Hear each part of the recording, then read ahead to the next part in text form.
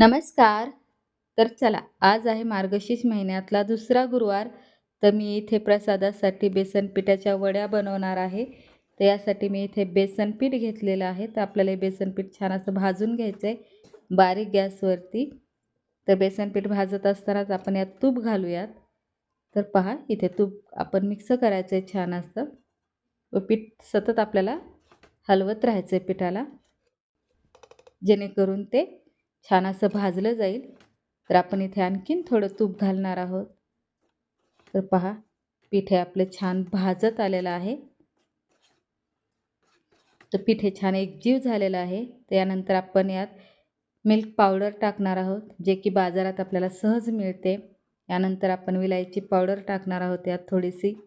हे सर्व आपण मिक्स करून घेऊयात.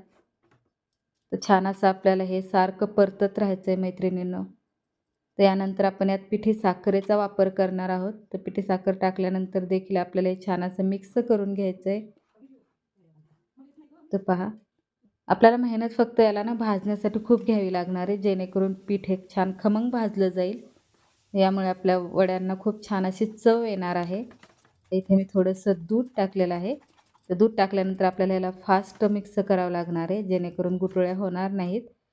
तर पहा, आपलं हे मस्त असं छान वड्या होतील असं झालेलं आहे मिक्सचर.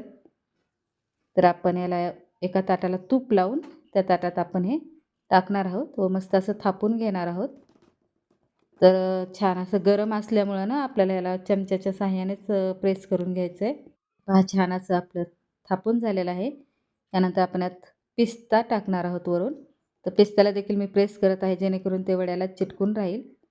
तर पहा, यानंतर आपण याला बतईच्या साहाय्याने वड्या जसं आपल्याला कट करायच्या त्या पद्धतीत आपण हे गरम असतानाच थोडंसं कापण्या मारून ठेवायच्या. तर आपल्या वड्या तयार झालेल्या आहेत. तर कशी वाटली रेसिपी नक्की सांगा.